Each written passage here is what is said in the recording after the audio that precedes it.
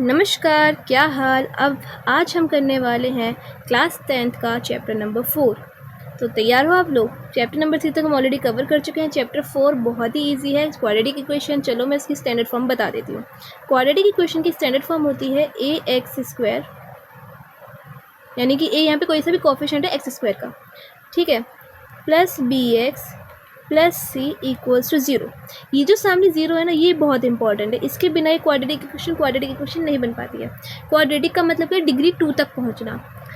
मैं जब चैप्टर 2 कराया था, मैंने आपको बताया था कि क्वाड्रेटिक, क्यूबिक, लीनियर, ये सारी इक्वेशन होती क्या है। फिर इसमें अब आपने देखा कि आपको ना इसमें सिर्फ 1 वेरिएबल मिलेगा और उसको आपको सॉल्व करना होगा। अब देखो, इस तरीके की तो क्वाड्रेटिक इक्वेशन हो गई।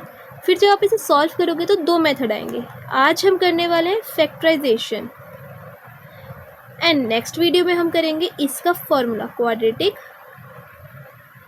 फॉर्मूला, जो मुझे बहुत पसंद है। ठीक है, मेरे को जब फैक्टराइजेशन नहीं आता था तो मैं इसका फॉर्मूला का यूज़ करती थी।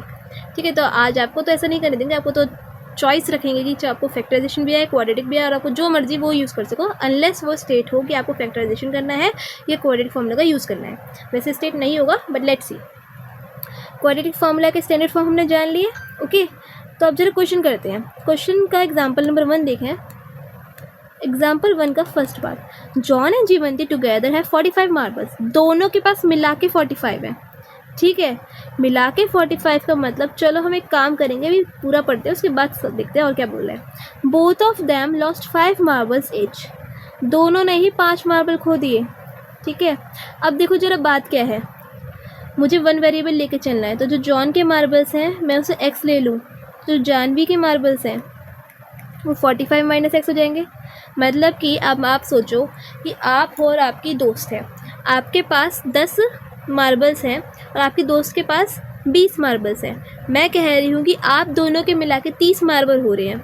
ठीक है, अब मैंने आपके दोस्त को बोला कि अगर उसके पास 20 मार्बल है तो आपके पास कितने मार्बल है, तो आप 30 में से 20 माइनस करके अपने फाइंड आउट कर सकते हो।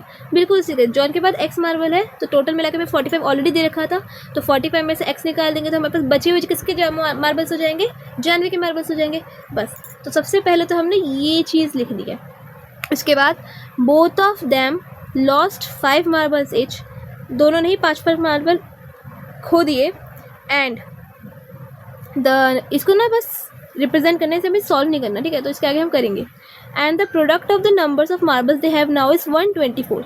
जब दोनों ने 5 हटा दिए अपने में से, मतलब खो दिए, तो उनके पास जो प्रोडक्ट आ रहा है, प्रोडक्ट मतलब मल्टीप्लिकेशन आ रहा है इनके मार्बल्स के नंबर्स का, तो 124 आ रहा है। तो जरा हम कैसे लिख सकते हैं, अगर जॉन ने अपने 5 मार्बल्स खो दिए तो इसका हो गया कि इसके एक्स में से 5 चले गए, और इसने 5 मार्बल खो दिए तो 45 में से 5 गया 40, यानी कि 40 माइनस एक्स।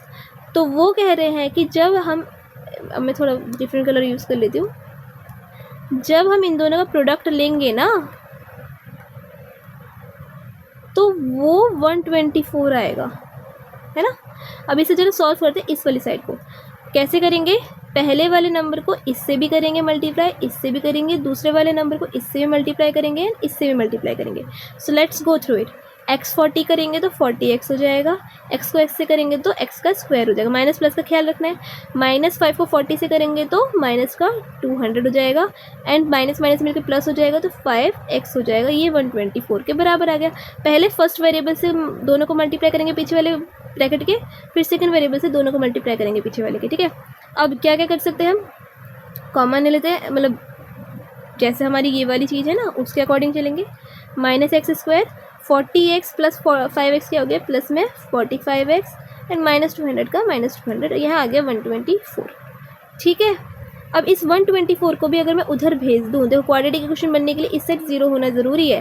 सो 124 को अगर मैं उधर भेज दूँ, या फिर बात ऐसे ही कर लेते हैं। ठीक है, सो 124 को इधर भेज दूँ या तो इस पूरी इक्वेशन को उधर भेज दूँ, है ना, होना तो वही है। तो मैं पूरी इक्वेशन को उधर भेज रही हूँ, तो क्या हो जाएगा, x पॉजिटिव हो जाएगा, x² माइनस का 45x हो जाएगा, जो पॉजिटिव है नेगेटिव, और जो नेगेटिव है पॉजिटिव हो जाएगा, प्लस का 200 एंड प्लस का ही 124 इक्वल्स टू 0, ऐसा बन जाएगा।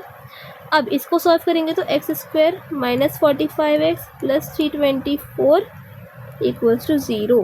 तो ये बन गई हमारी क्वाड्रेटिक इक्वेशन। ठीक है, इसी तरीके से सेकंड वाला करना था। अब एक और क्वेश्चन देखते हैं, एग्जाम्पल नंबर 2 का।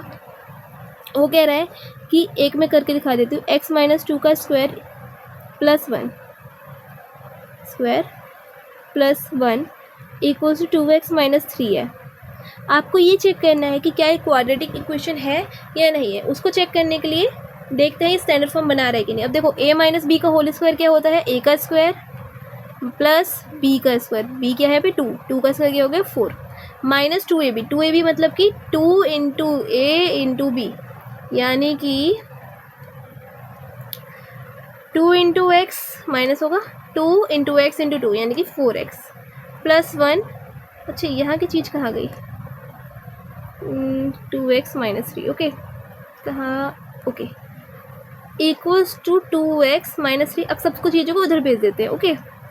सो एक्स स्क्वायर माइनस 4x वो माइनस 2x बन जाएगा, प्लस 4 प्लस 1 क्या हो गया था यहाँ पे 5 प्लस 3 इक्वल्स टू 0। तो एक्स स्क्वायर माइनस 2 माइनस 4 हो गया माइनस का 6x plus 8 equals to 0। Standard form में है, देखो ए इस वेरिएबल का स्क्वायर भी है, इस वेरिएबल का सिंगल फॉर्म भी है एंड नॉर्मल भी है और सामने ज़ीरो भी है, तो this is a quadratic equation. तो अब हम लेते हैं कि कौन सा क्वाड्रेटिक इक्वेशन नहीं है। इसका एक और एग्जांपल है पार्ट 2, ठीक है। x into x plus 1 plus 8 equals to x plus 2x minus 2। इस चैप्टर को करने के लिए ना आपको कुछ एल्जेब्रिक आइडेंटिटीज़ याद करनी होगी। फॉर एग्जांपल कौन कौन सी करनी चाहिए आपको, a प्लस बी का होल स्क्वायर पता होना चाहिए क्या होता है, a माइनस बी का होल स्क्वायर क्या होता है, a plus B a minus B क्या से निकालते हैं, ओके। ये आइडेंटिटीज़ आपको आनी चाहिए। इन 3 को कर लिया और एक दो और बता दूँ, a प्लस नहीं ये आएगी नहीं वैसे, एक्चुअली क्वाड्रेटिक है ना तो इतना तो नहीं आएगा, बट बाकी फिर भी आपको a प्लस बी का whole cube and a minus B का होल क्यूब का आइडिया होना चाहिए। तो ये 5 जो आइडेंटिटीज़ है वो करनी है आपको। इनको करने के बाद ही आगे बढ़ना, आपको पता तो होगा, आपने 9th भी करे होगा, बहुत सारी आइडेंटिटीज़ होती है, आप उन्हें भी कवर करो, पर ये 5 मस्ट डू हैं। उसके अलावा जो आइडेंटिटीज़ है एल्जेब्रिक वो भी करो। अब इसे कैसे सॉल्व करेंगे, x इंटू एक्स क्या हो गया एक्स स्क्वायर, x इंटू 1 क्या हो गया प्लस एक्स प्लस 8 का plus 8, x minus 2x plus 2 क्या हो जाता है x का स्क्वायर माइनस का 4। यही वाली आइडेंटिटी यूज़ करिए, ठीक है। इसलिए कह रहे हो आइडेंटिटी ज़रूर करनी है। अब इन सबको एक साइड लेके चलते हैं, तो x square plus x plus 8 minus x square plus 4 equals to 0 आ गया। चलो सामने 0 आ गया, क्वाड्रेटिक बन सकता है, but let's see x square में से एक्स स्क्वायर चला गया, अब क्या बच रहा है एक्स प्लस 12। जब कुछ क्वाड्रेटिक करने के लिए बचा ही नहीं तो ये क्वाड्रेटिक कैसे हो सकता है, ये तो थी बट ये वाली नहीं है क्वाड्रेटिक। क्यों नहीं है, क्योंकि यहाँ पे एक्स स्क्वायर कुछ है ही नहीं, एक्स स्क्वायर होगा तभी तो क्वाड्रेटिक होगा, तो इसलिए ये क्वाड्रेटिक नहीं है। मतलब होने के लिए ना किसी भी इक्वेशन को क्वाड्रेटिक एक डिग्री 2 का एलिमेंट होना ज़रूरी है, चाहे डिग्री 1 का ना हो, चाहे लास्ट कांस्टेंट टर्म ना हो, बट डिग्री 2 होना ज़रूरी है, तभी तो हम पहचानेंगे कि वो क्वाड्रेटिक है, तो वो होना ज़रूरी है, ठीक है यहाँ तक का। और इसी तरीके से आप करेंगे 4.1 कंप्लीट। अब हम आते हैं फैक्टराइजेशन पे, किस पे, फैक्टराइजेशन। फैक्टराइजेशन करने के लिए आपको पता होनी चाहिए इसकी चीज़ें कैसे सॉल्व करते हैं। तो इसको सॉल्व करने के लिए हम करेंगे मिडल टर्म स्प्लिटिंग। कैसे करते हैं, चलो एक एग्जांपल के साथ ही बताती हूँ। क्वेश्चन ले लेते हैं 2x square minus 5x plus 3। आपको ना सबसे पहला स्टेप 1 एक्स स्क्वायर के कोएफिशिएंट और लास्ट की चीज़ों को मल्टीप्लाई करना है और जो नंबर आ रहा है उसके फैक्टर्स काउंट करने हैं। तो 3 2 जा 6 हो गया और इसके फैक्टर्स क्या होते हैं 1 इंटू 6 2 इंटू 3 है ना, फिर इसी का रिवर्स आ जाएगा, बस इतना ही आ सकता है। इनमें से कौन सी पेयर है जो प्लस माइनस करने पे 5 बना रही है, यानी कि 1 माइनस 6 या 6 माइनस 1 करके माइनस, देखो वैसे माइनस में 5 बनाना है हमें, सो हमें माइनस 5 बनाना है, तो 1 माइनस 6 करेंगे तो माइनस 5 बन जाएगा, एक तरीका तो ये है। नहीं तो माइनस 2 माइनस 3 करूँगी तो भी माइनस का 5 बन जाएगा, तो इसकी तो दोनों पेयर से हम काम निकाल सकते हैं। तो हमें क्या करना होता है, बेसिकली हमें एक ऐसी पेयर, देखो पहले हमें फर्स्ट वाले से लास्ट वाले को मल्टीप्लाई करके वो नंबर निकालना होता है जिसकी हमें पेयर ढूंढनी है। पेयर ढूंढने के बाद हमें वो मिडल टर्म जो है उसे तोड़ना होगा इस तरीके से कि हमारा आंसर प्रोडक्ट करने पे लास्ट का 3 प्लस 3 मतलब लास्ट वाला नंबर आ जाए और मल्टीप्लाई मतलब प्लस माइनस करने पे बीच वाली थिंग आ जाए। तो हम इसे इसी तरीके से तोड़ेंगे। सो जो पहली चीज़ है उसे वैसे ही रख दिया, बीच की चीज़ बाद में भरेगी, जो लास्ट की चीज़ है उसे ऐसे रख दिया। ठीक है, अब कौन सी चीज़ लेते हैं, चलो हम सेकंड वाली चीज़ से स्टार्ट करते हैं। -2x का x लगा दो, -3x का x लगा दो। अब चीज़ ये है कि चीज़ आपको क्या ढूंढनी है, कॉमन ढूंढनी है। पहली जो पेयर है और दूसरी जो पेयर है उसमें से कॉमन निकालेंगे तो देखो 2x कॉमन आ गया, अंदर क्या बच गया x-1। यहाँ से क्या आ गया 3 कॉमन आ गया, अंदर क्या बच गया x-1। आपको चेक करना है कि अगर आपका फैक्टराइजेशन ठीक है कि नहीं, तो उसकी निशानी ये है कि ये जो ब्रैकेट्स हैं वो सेम आने चाहिए। सेम आ रहे हैं, आपका फैक्टराइजेशन बिल्कुल ठीक है। इसका मतलब अगर मैंने पहले वाला ले ली होती ना पेयर, तो वो यहाँ पे वर्क नहीं कर पाती, यूनिक होगा। जब अगर मैं 1 और 6 ले लेती तो ये वाला वर्क नहीं कर। अब इसको सॉल्व करेंगे तो देखो बाहर के जो एलिमेंट्स हैं, पहले तो अंदर वाले से जो ब्रैकेट्स हैं उससे एक आ गया, और जो बाहर के एलिमेंट्स हैं उससे एक ब्रैकेट बन गया बस, और इन सबको रख दो 0 के बराबर। इतना ही करना होता है। अब वो कह रहा है कि find the roots of the equation. Equation के रूट यानी कि एक्स की वैल्यूज़, 2 ही वैल्यूज़ आएंगी। देखो जितनी डिग्री का आपकी इक्वेशन होती है उतनी उसकी वैल्यू आती है। तो 2 वैल्यूज़ आएंगी। एक बार हम इससे क्या आगे x-1 को 0 रखें, और एक बार आगे 2x-3 को 0 रखें। x-1 को 0 रखा तो x1 आ गया, क्योंकि ये जो -1 उधर जाकर +1 हो जाएगा, और 2x-3 को 0 रखा तो x क्या आ जाएगा, पहले 3 उधर हो जाएगा, -3 यहाँ जाकर 3 हो जाएगा, और यहाँ पे मल्टीप्लाई वाली चीज़ प्लस हो जाएगी। तो ये जो 2 चीज़ें आ रही है ना, यही हमारे रूट्स हैं। वेरिफिकेशन के लिए हम इन वैल्यूज़ को इसमें पुट करके देख सकते हैं, और देखना 0 ही आएगा आंसर, दोनों ही वैल्यू से। तो रूट्स होते ही क्या है, रूट्स वो वैल्यूज़ होती है जो उस इक्वेशन को 0 ला के दे, तो इसके रूट्स है।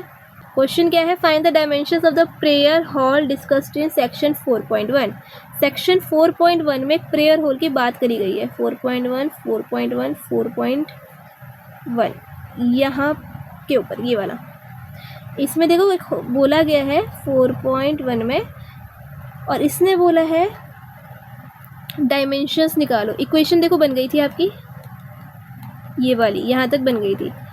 ये मतलब वही है ना, रेक्टेंगुलर है। अब उसने बोला कि लेंथ x दे रखी है, मतलब ब्रेथ x दे रखी है, लेंथ 2x+1 दे रखी है, तो एरिया कैसे निकलेगा x × 2x+1, और उसने ऑलरेडी 300 भी दे रखा था। तो चीज़ें इस तरीके से हमारी बन गई। अब हम क्वेश्चन पे आते हैं, वापस सॉल्व करेंगे इसे। तो वही फैक्टराइजेशन मेथड लेते हैं। तो सबसे पहले स्टेप है इसको और इसको मल्टीप्लाई करेंगे, तो क्या आ जाएगा -600।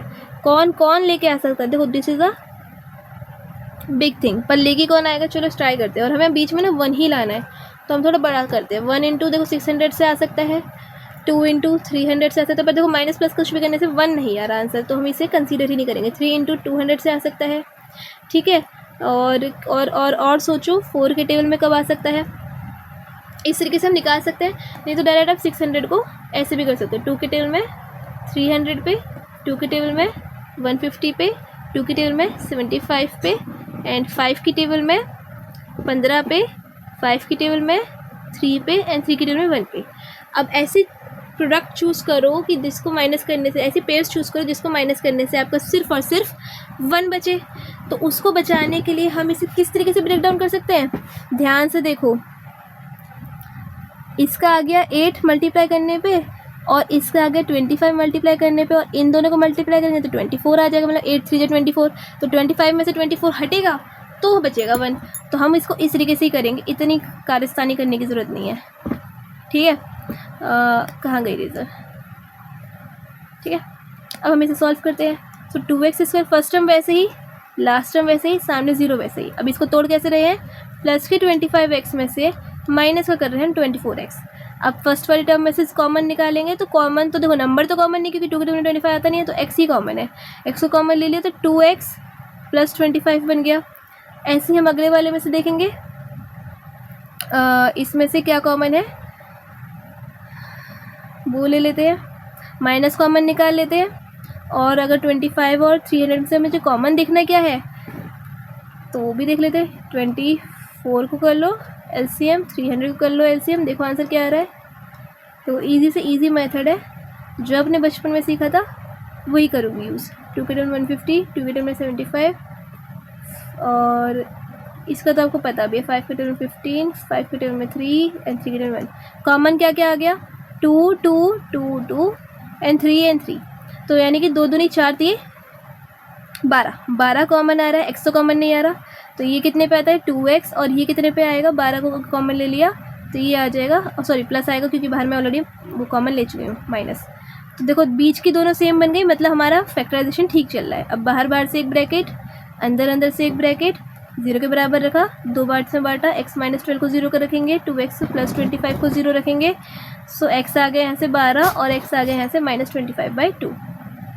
ठीक है, अब क्योंकि ये हमारे डायमेंशंस थे, लेंथ और ब्रेड्थ थे, तो ये जो चीज़ें हैं ये नेगेटिव तो हो नहीं सकती, तो ये वाली वैल्यू हम कंसीडर नहीं करेंगे। हमारा x आ गया 12, यही कंसीडर होगा। तो दैट्स इट। इस तरीके से आपने ब्रेड्थ निकाली, ब्रेड्थ था वहाँ पे आई थिंक, और लेंथ निकालनी है तो लेंथ वहाँ पे दे रखा था 2x + 1 करके, आप चेक करना। तो ये आ गया 2x यानी 24 + 1 25। तो इसी तरीके से आपकी फैक्टराइजेशन होती है। नेक्स्ट हम क्वाड्रेटिक फॉर्मूला सीखेंगे। आई होप आपको चीज़ें समझ में आ गई हो। आपको ये जो चीज़ें प्रोडक्ट करनी, मतलब इसको फर्स्ट वाले कोफिशिएंट को लास्ट वाले कोफिशिएंट से मल्टीप्लाई करने के बाद जो आंसर बनना है उसको आपको ना पेयर्स ढूंढ लो फैक्टर्स की, नहीं तो इस तरीके से एलसीएम निकाल लो। एलसीएम निकालने से आप चेक कर सकते हो कि किसको प्लस माइनस करने से ये बीच वाला नंबर आ रहा है, बीच वाले का कोएफिशिएंट आ रहा है। उसके बाद आप इसे फॉलोअप कर सकते हो। ठीक है, सो दैट वाज इट। आज आपने क्या क्या सीख लिया? आपने स्टैंडर्ड फॉर्म सीख ली, आपने फैक्टराइजेशन मेथड सीख लिया, आपने क्वाड्रेटिक, आपने बहुत सारे क्वेश्चन सॉल्व करना सीख लिया, आपने बहुत सारे मार्क्स गेन करने के लिए पढ़ लिया। अब आपको सिर्फ प्रैक्टिस चाहिए, तो 4.1 एंड 4.2 करना। एंड नेक्स्ट लेक्चर में हम सीखेंगे quadratic formula and nature of fruits. And that's it. I hope आपको चीज़ समझ में आ रही हो। एक चीज़ और बता दूं, कंसेक्यूटिव का मतलब होता है कि अगर पहला नंबर x है तो दूसरा नंबर x + 1। ये क्वेश्चन मैं दिख रही हूँ 4.2 में, तो कर लेना, इसकी हिंट मैं आपको देती हूँ। एक नंबर को x ले लिया है तो दूसरा नंबर x + 1 है। कंसेक्यूटिव का मतलब जस्ट अगला 3 के बाद जैसे जस्ट 4, तो वो चीज़ होती है कंसेक्यूटिव नंबर्स। ठीक है, इस तरीके से। और उसने पॉजिटिव भी बोला है तो आपको सिर्फ पॉजिटिव कंसीडर करने की जरूरत है, नेगेटिव का तो सोचना ही नहीं है। ठीक है, that was it. Thank you, bye bye. Practice करनी है।